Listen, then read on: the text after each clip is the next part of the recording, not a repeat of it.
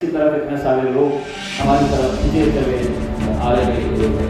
बस जो भी मैंने कॉर्पोरेशन के इलेक्शन के अंदर भी रहेंगे, मैं उम्मीद करूँगा कि शाहिद भाई ने जब आपको हाथ उठाने के लिए कहा था वो हाथ उस वक्त भी ऐसे ही उठेंगे जब मस्जिद से फैसला करेगी। और देखिए, जो मुझे मालूम है किसानों के अंदर ये बात है, तो मैंने उसका जवाब दिया था कि टोटले समझ गए, वरना तेरी वीडियो निकल जाएगी। अब जो दूसरे लोग थे वो परेशान है कि बस हमसे वीडियो है।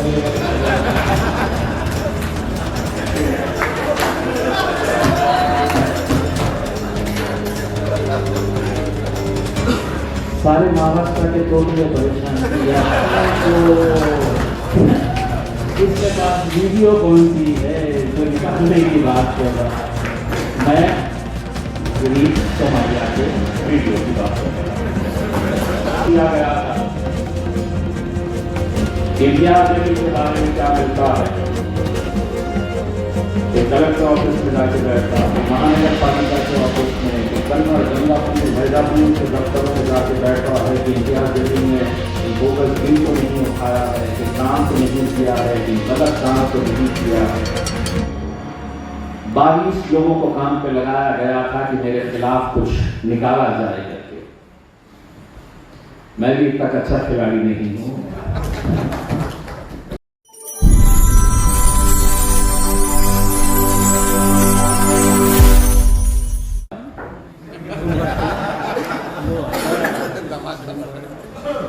काफी दिनों के बाद मैं अपनों को देखना चाहता था, अपनों से मिलना चाहता था।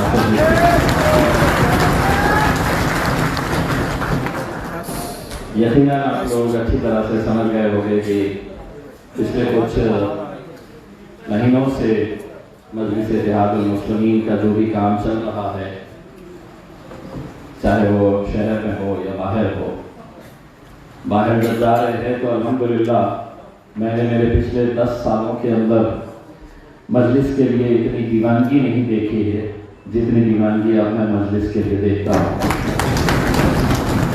चाहे वो हम वाशिम गए, पुसद गए, कारंजा गए या अभी परभनी गए, पाथरी हो, आष्टी हो, ये सभी मुकामात के ऊपर जो नौजवान लड़कों का जोश, मोहब्बत, उनकी दीवानगी, मुझे एक बात समझ में आई है कि धीरे धीरे क्यों ना हो, लेकिन लोगों को ये बात समझ में आ रही है कि हमारे अपने अपने ही होते हैं।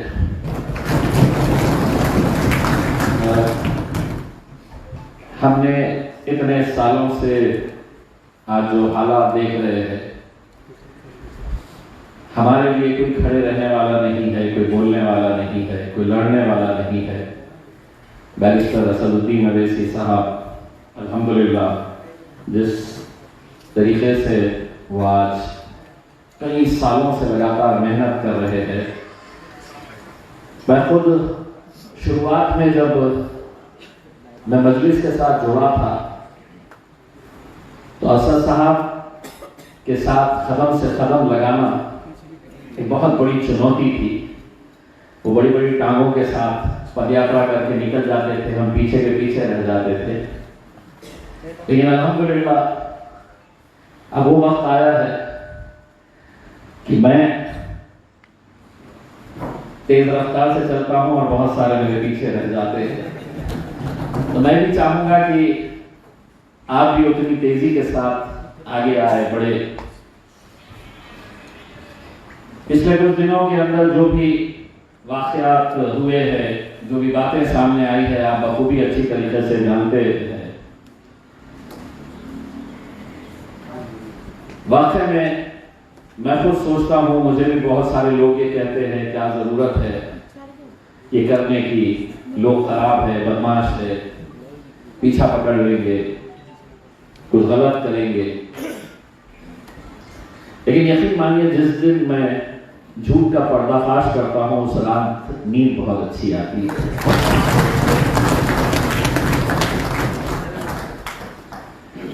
आरिफ नक्शबंदी साहब जब तकरीर कर रहे थे तो उन्होंने कहा कि इलेक्शन आने वाले हैं। नासिर भाई ने कहा, समीर भाई ने कहा इलेक्शन आने वाले हैं और पूरे आप दमखम के साथ मजलिस के साथ खड़े रहेंगे। शारिफ भाई ने आपसे कहा कि हाथ ऊपर करके बताइएगा कि कौन कौन लोग मजलिस का साथ देंगे, मजलिस के साथ खड़े रहेंगे। और उन्होंने ये भी कहा कि आपको टिकट मिले या ना मिले आप मजलिस के साथ रहेंगे। उन्होंने जैसे ही कहा मैंने सबके ऊपर नजर दौड़ाना शुरू कर दिया कि हाथ किस किस के ऊपर आएगा। एक दो लोग बोले नहीं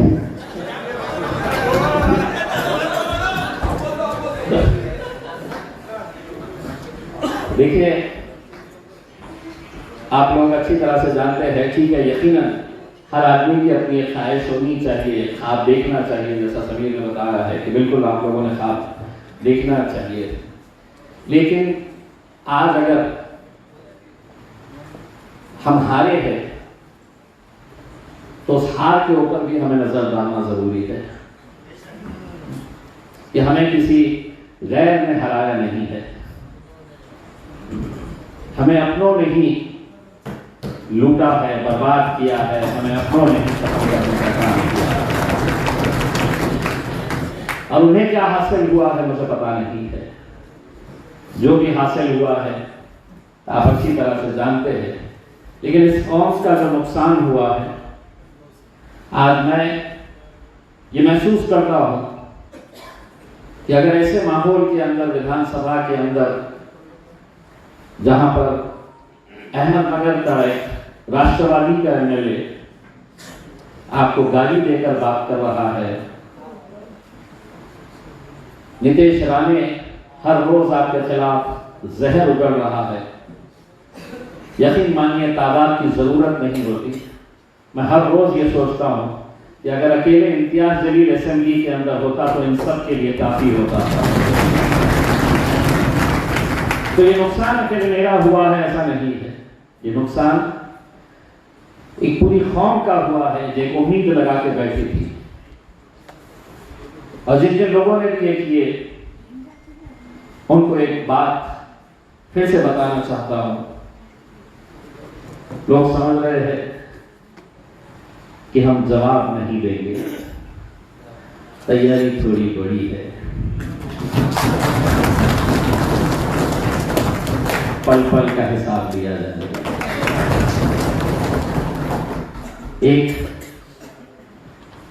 एक मिनिस्टर एक ऐसी गुंडागर्दी की हुकूमत जहां चल रही है, मुझे आज भी याद है मेरे किसी एक स्टेटमेंट के ऊपर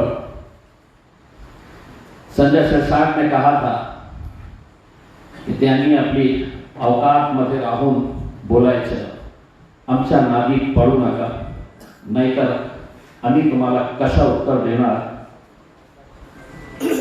हमने जरा सा इस मगरमच्छ के मुंह में हाथ क्या डाले तो तुम्हारी जबानी बंद हो चुकी है।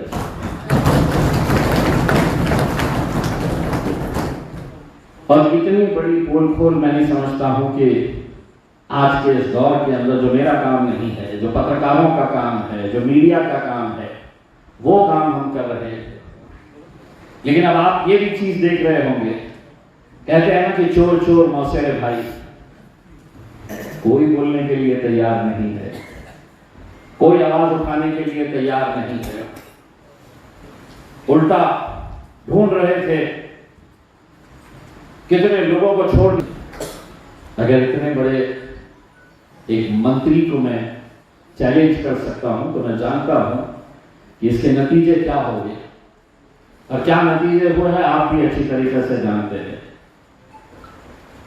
कुछ नहीं मिला तो बोले एक ऐसे शब्द का उसने इस्तेमाल किया जहां पर हमारे समाज की भावनाओं को ठेस पहुंची। बड़े बड़े मोर्चे निकाले गए, स्टेज पे खड़े रह के कैसे कैसे लहजे का इस्तेमाल किया गया,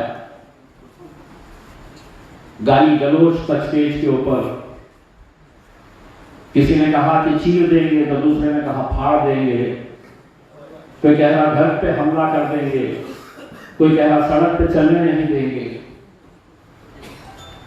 मुझे भी मोम का पुतला समझ रहे हो क्या? तुम्हारी लौ से ये लोहा पिघल नहीं सकता। तुम ये समझे कि इतना बड़ा मोर्चा निकालेंगे तो इम्तियाज अली दुबक कर बैठ जाएगा। दूसरे ही दिन तुम्हारे चट्टा बट्टा है तो बाहर निकाला। और जिन जिन लोगों ने उस स्टेज के ऊपर खड़े रह के अपनी मर्दानगी का सबूत दिए हैं, तुम्हारी तहजीब, तुम्हारी संस्कृति क्या है, उसकी नुमाइश पेश किए हैं।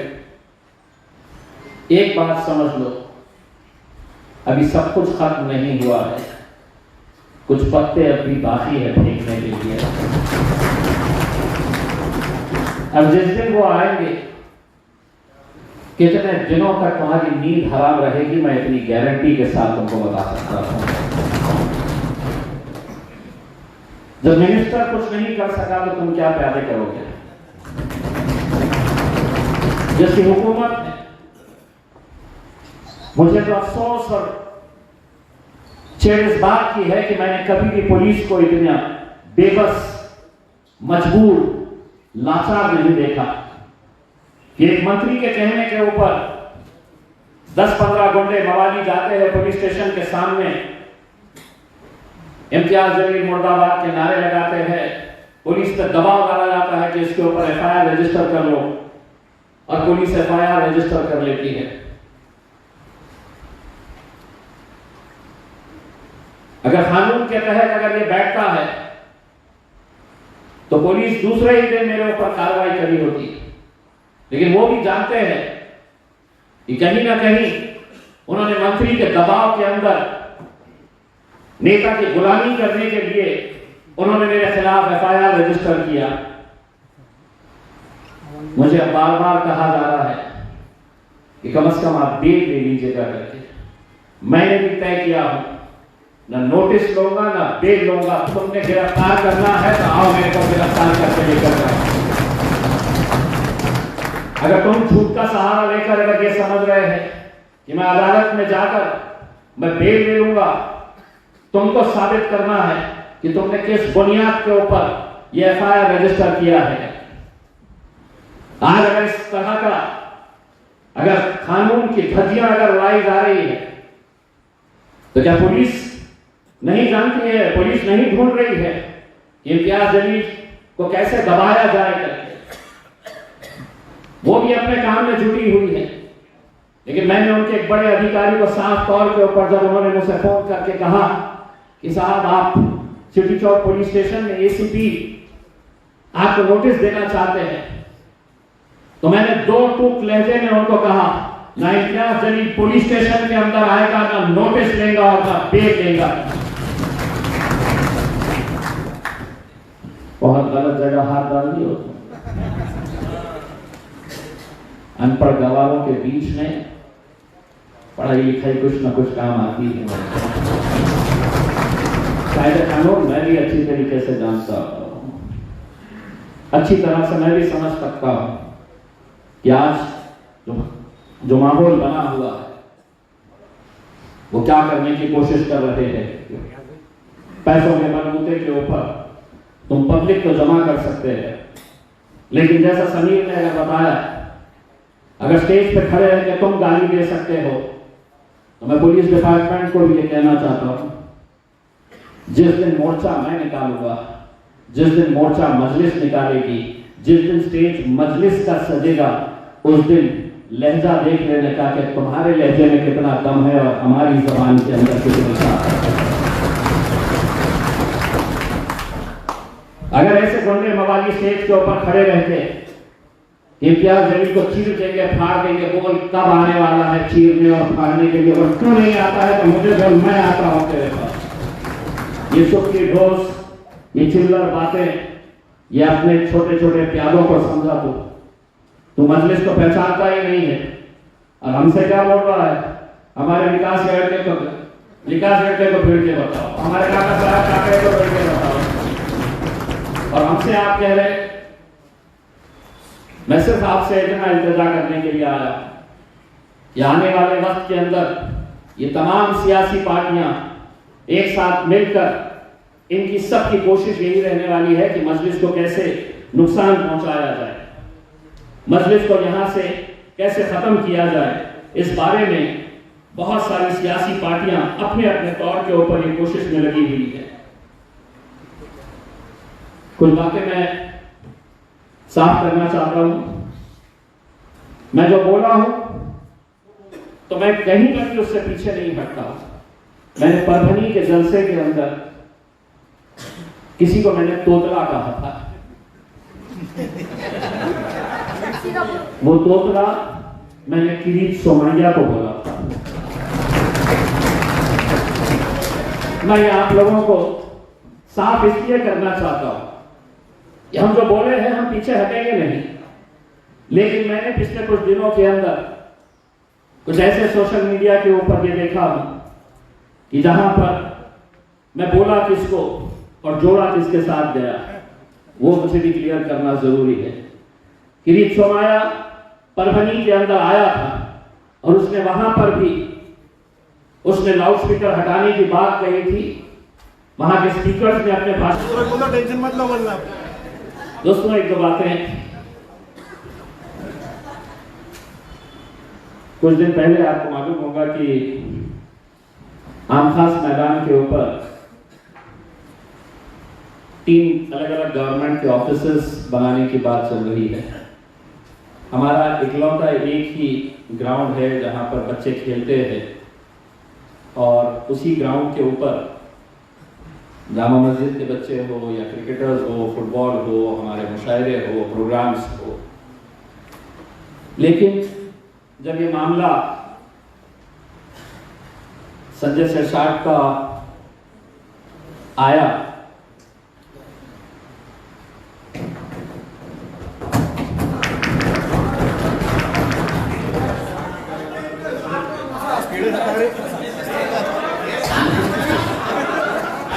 मैंने आस्तीन के सांप तो सुने थे, आस्तीन का कीड़ा जो है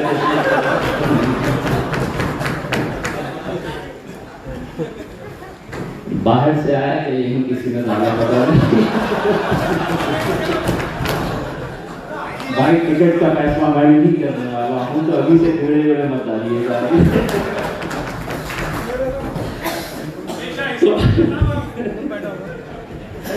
तो ये अल्फाज के मैदान के ताल्लुक से परसों पीडब्ल्यूडी के बड़े अधिकारी मेरे पास आए और उन्होंने मुझसे बड़ा ये किया कि हमको वो ऑफिसर्स बनाना है और इसमें अब पालक मंत्री साहब खुद घुस गए हैं और उन्होंने कहा है कि मी वक्तों की कशा पे बांधाला देखना ही।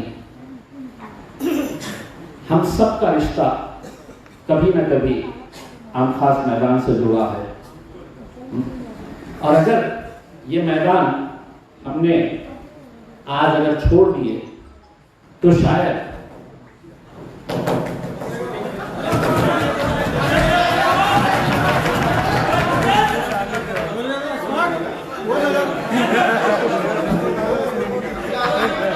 फिरोज भाई के लिए तालियां बजाइए। मेरा कीड़ा वैसे कीड़ा नहीं, मेरे अंदर का जो कीड़ा है वो बाहर निकला है।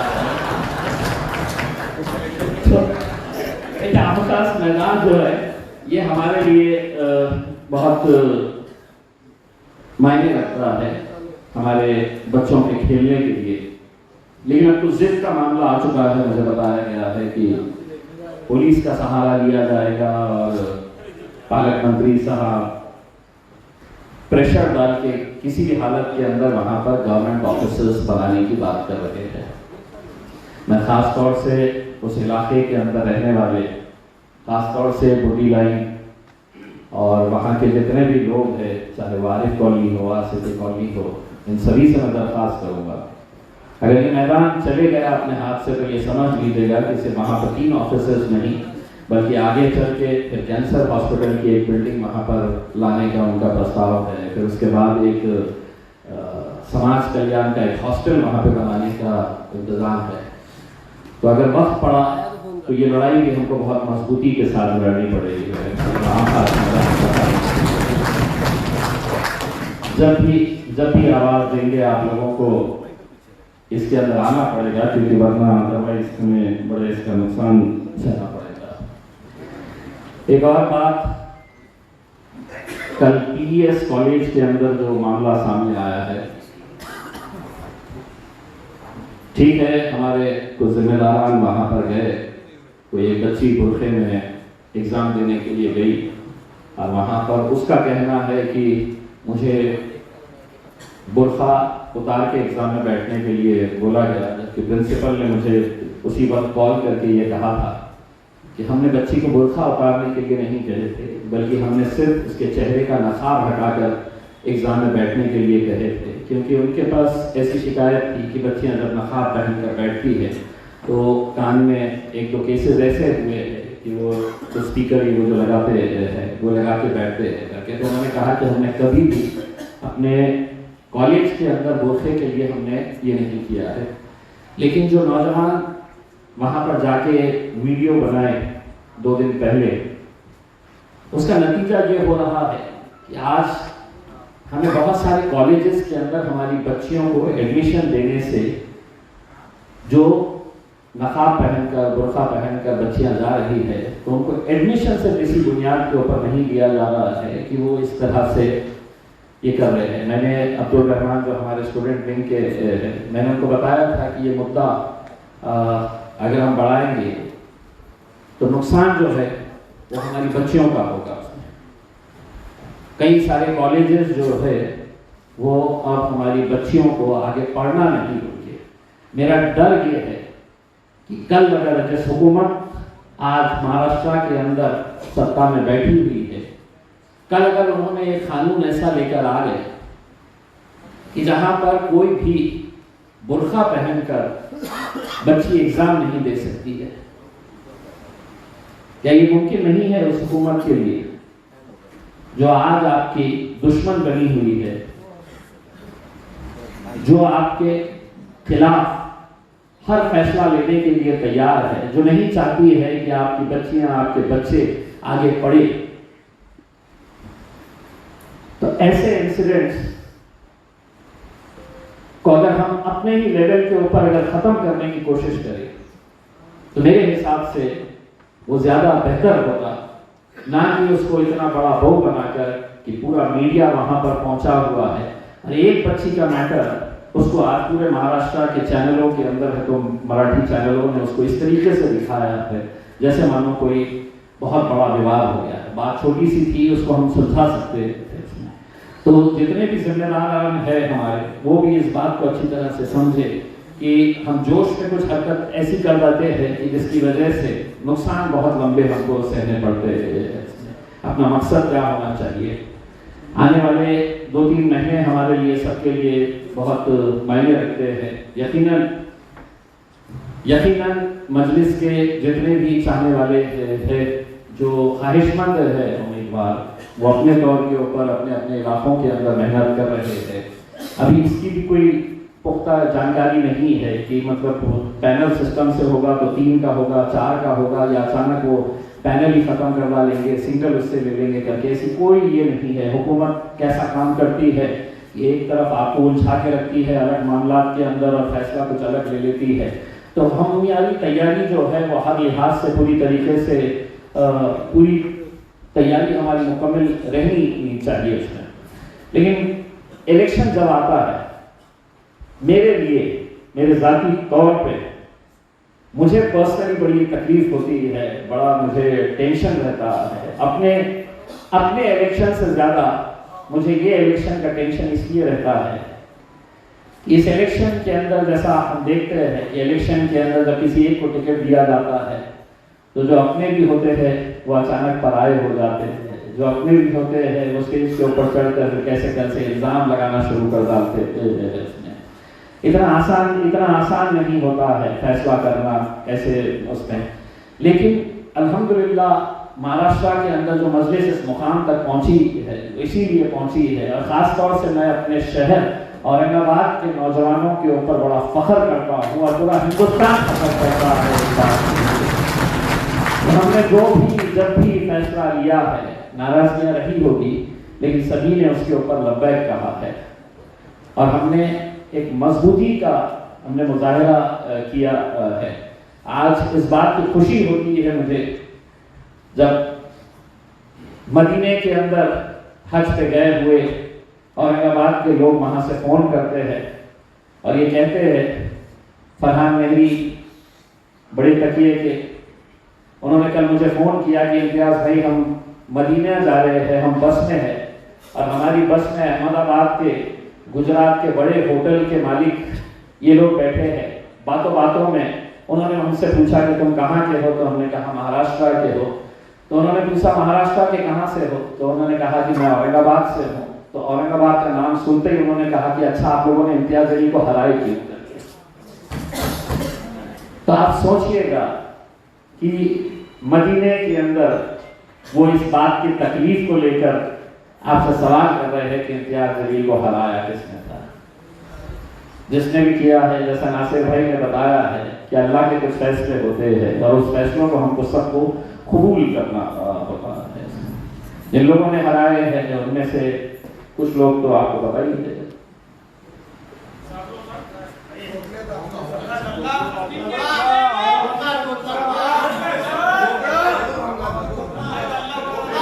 इम्तियाज अली ऐसा है, इम्तियाज अली वैसा है, इम्तियाज अली ने ये कर लिया, इम्तियाज अली ने वो कर लिया। मैंने बोला देखो फ्लाइट से जाना है तो संजय से चाट के पास जाओ, थोड़ा सा प्लेन का टिकट दो, दे दिए। T2 पे उतरना, T2 टर्मिनल पे, वहां से BKC में CBI का ऑफिस है, वहां पे डॉक्यूमेंट्स पूरे लेके जाना और वहां पे बताना, नहीं तो फिर वर्ली में आना।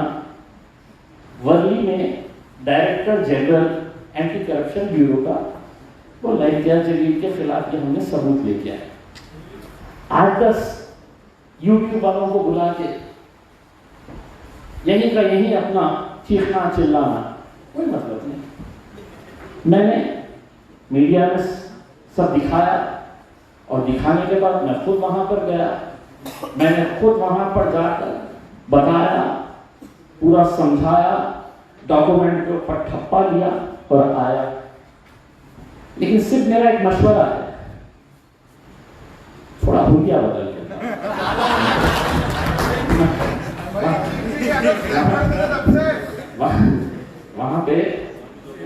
वहां पे चलता नहीं है, मतलब आने नहीं देंगे आपको, मुझे खराब लगेगा।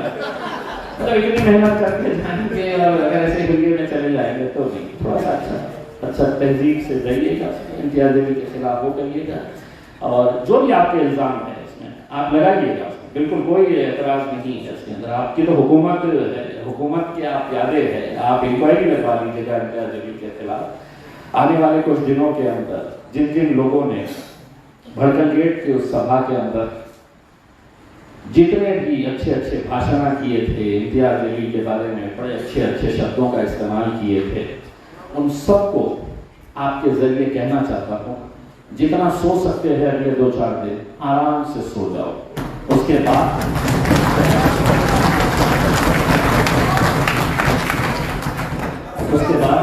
अब ये नहीं समझ,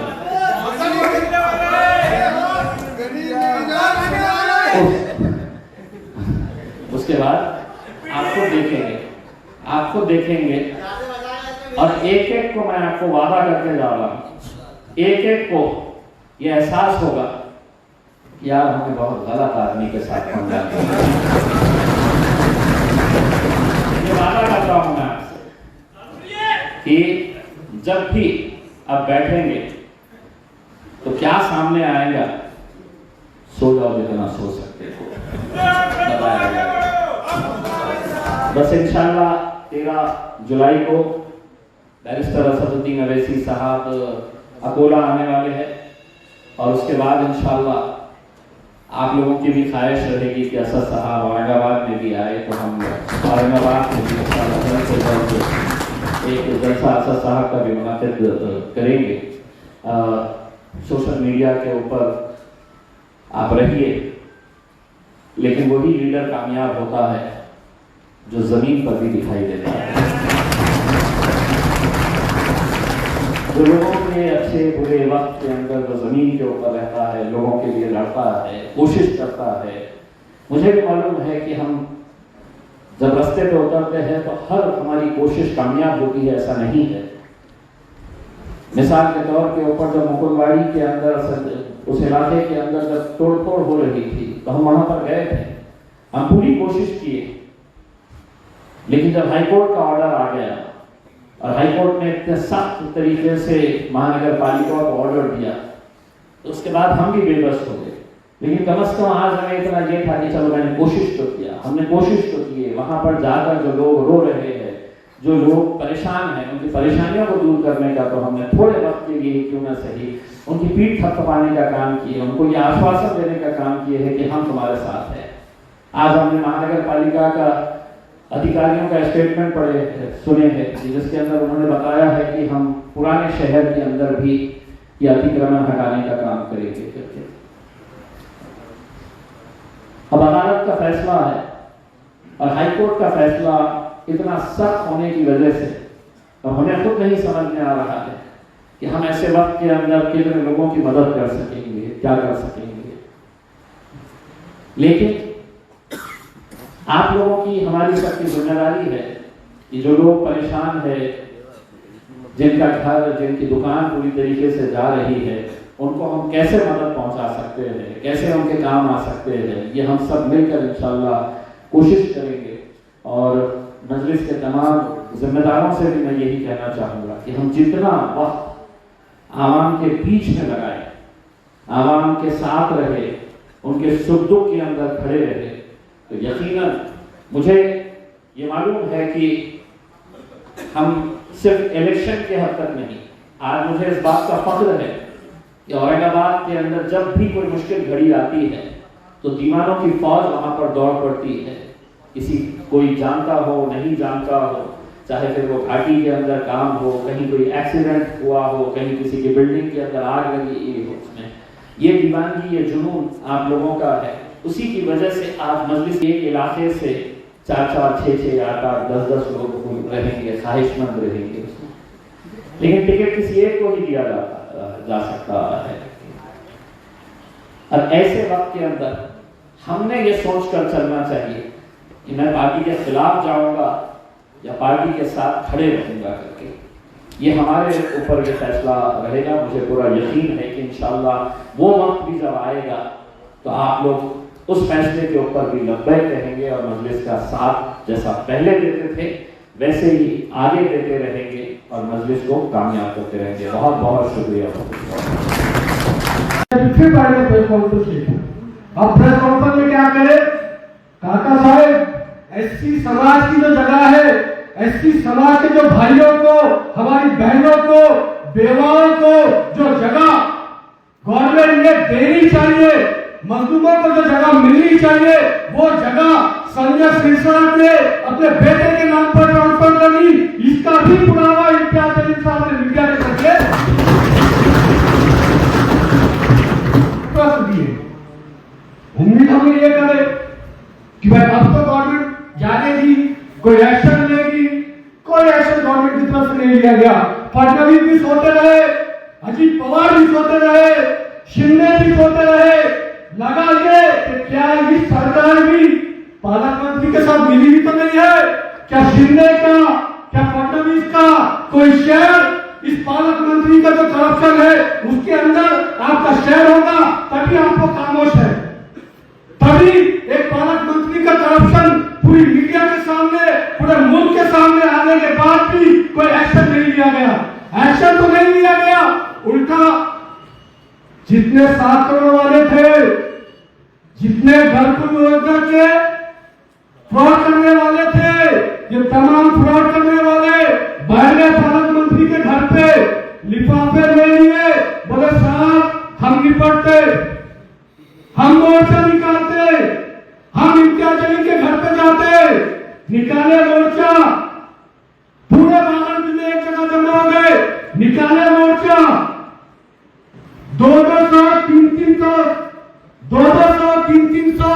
देने के बाद भी पब्लिक नहीं आ रही थी, तो ग्रामीण इलाके से, शहर के बाहर से पब्लिक को लेकर आए, ट्रकों के अंदर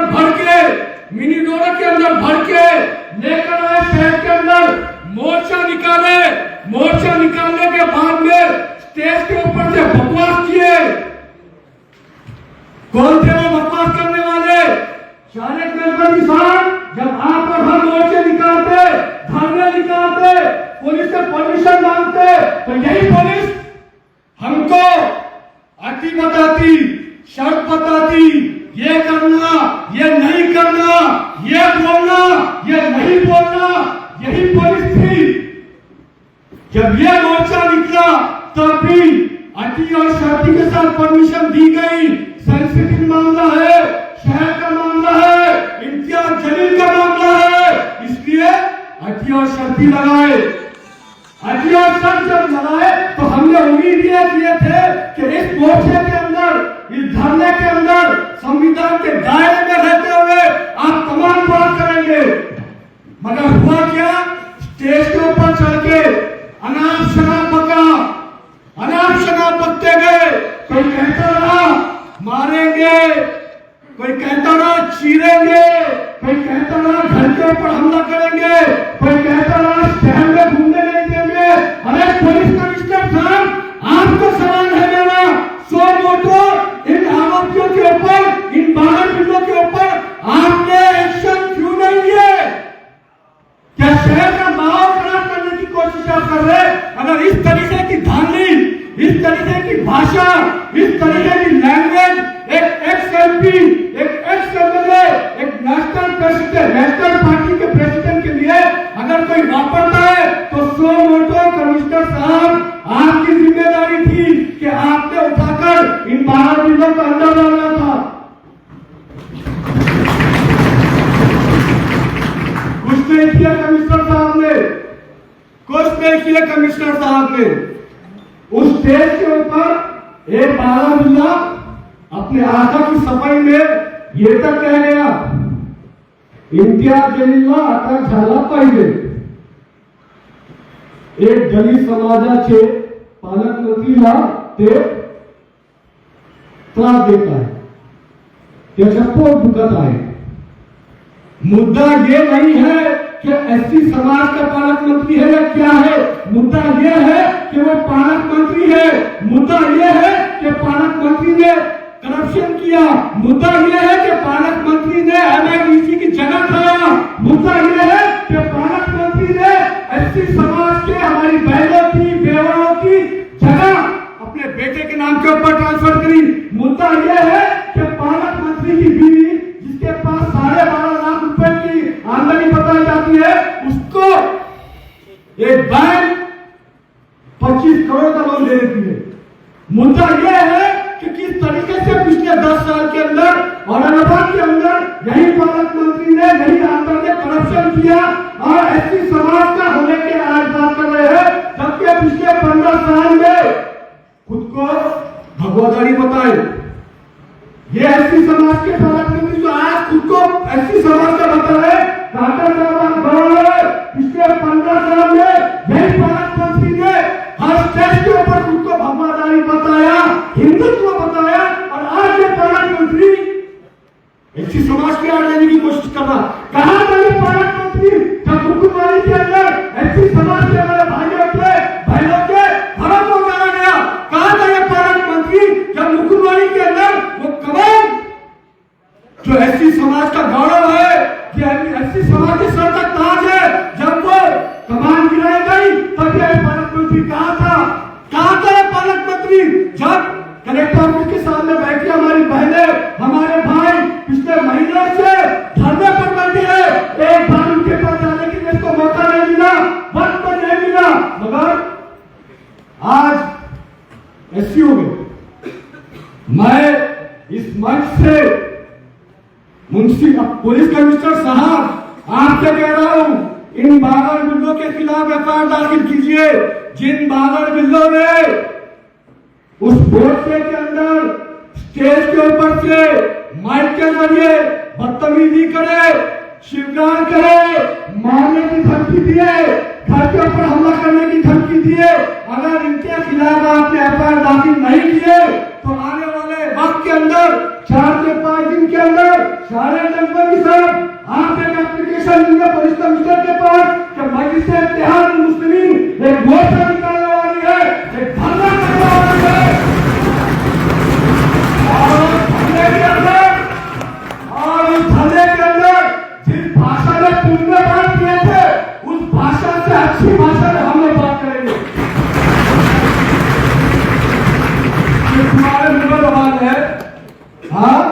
इंशाल्लाह देंगे, हमको भी बोलना सिखा दिए।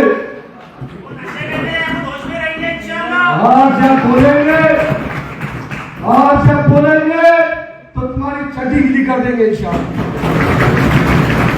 और फिर एक बार अदबन हाथ जोड़ के गुजारिश कर रहा हूँ औरंगाबाद पुलिस कमिश्नर साहब से, जिन बागार बिल्लो ने उस मोर्चे के अंदर बदतमीजी करे, धमकी दिए, खुलेआम जान से मारने की धमकी दिए, चीरफाड़ करने की धमकी दिए, घरों के ऊपर हमला करने की धमकी दिए, अगर उनके खिलाफ एफआईआर दाखिल नहीं की गई तो अगला मोर्चा मजलिस-ए-इत्तेहाद मुस्लिमीन का होगा।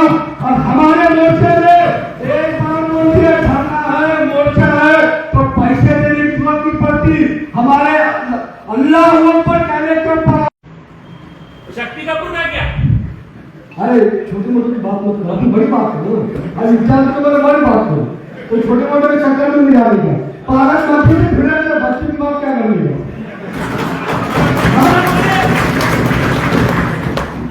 देखिए पढ़ा लिखा को उन्हें लिया, मैं कितने भी पढ़ रहा है कुछ नहीं होता इससे। देखिए तमाम 7 करोड़ के फ्रॉड करने वालों से, तमाम घरकुल योजना के फ्रॉड करने वालों से एक शेर में आपको आपकी बात बता देता हूं।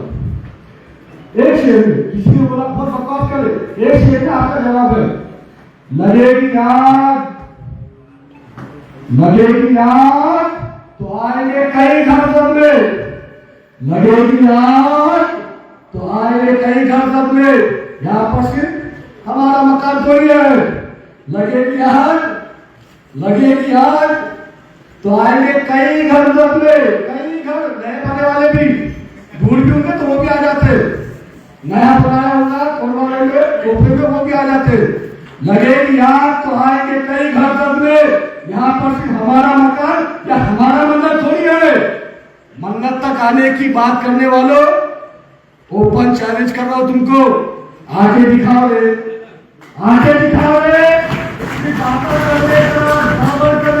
मजलिस-ए-इत्तेहाद मुस्लिमीन डरने और घबराने वालों की जमात नहीं है। जिस दिन नौबत आएगी, इम्तियाज भाई आप शहर में नहीं गए तो हम निपटने के बारे में इंशाअल्लाह इसी तरीके से जमात के लिए खिदमत अंजाम देते रहेंगे। शुक्रिया।